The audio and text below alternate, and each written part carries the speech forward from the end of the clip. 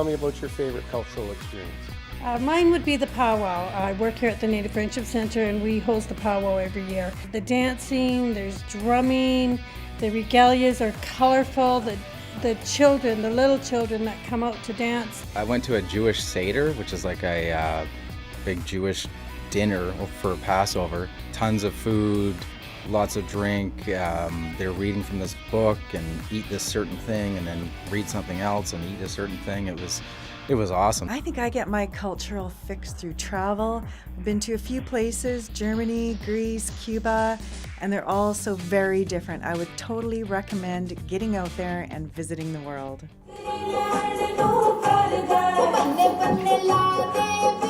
Now we're headed over to Grand Forks, where Christina Krachkowski is going grassroots, learning more about southeastern BC's early settlers. Christina?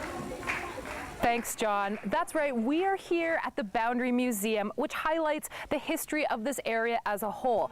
Part of that history includes the Doukhobors and their culture, which is something we're going to learn more about today through one of my favorite subjects, food.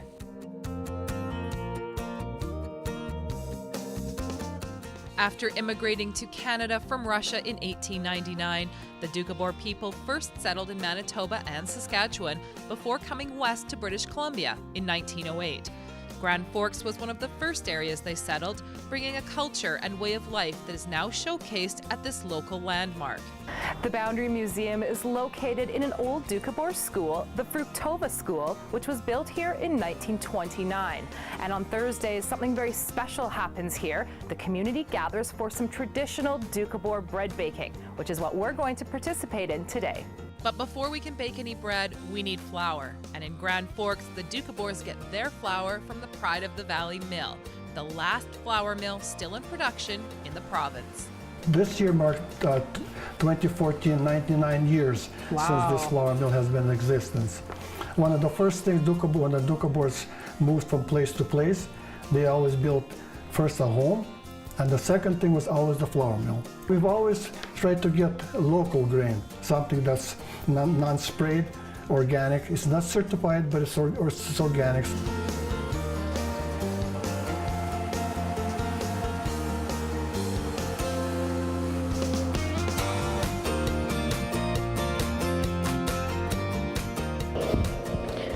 Well, that was sure interesting. We've milled our own flour, and now let's go bake some bread.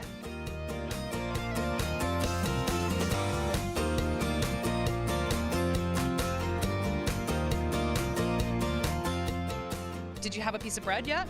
Yes, had some bread. It was wonderful. It's awesome. Oh, we love the bread. It was very tasty, very, traditional. How was the bread today? The bread is really nice today. It was delicious. Yeah, it was really good.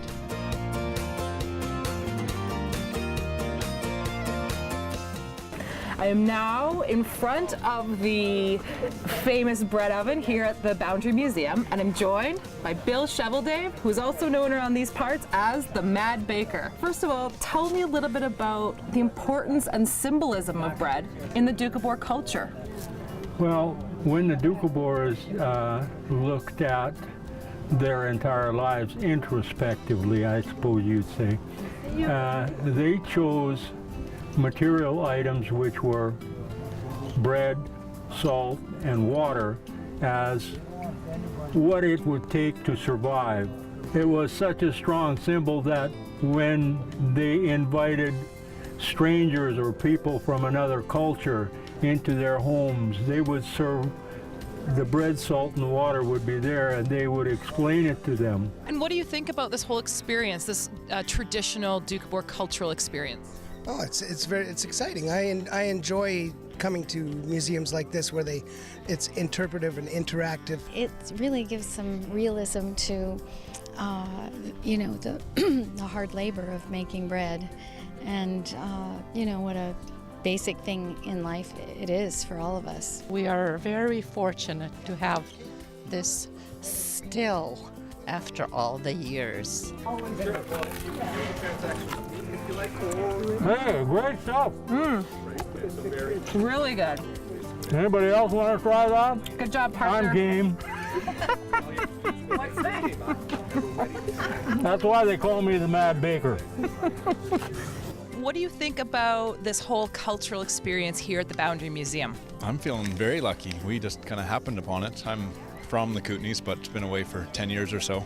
But to be submersed and show our little one some of the old culture is quite a treat. So. Well, it tells us, I think, maybe how the Doukhobors existed. I think it's awesome. It's a reminder of how things were in the past and how it might have been done with many different cultures. I think it's a great initiative, and it's really nice to see all the community coming together. And the bread is pretty good too. Bonus. Bonus, indeed, bonus.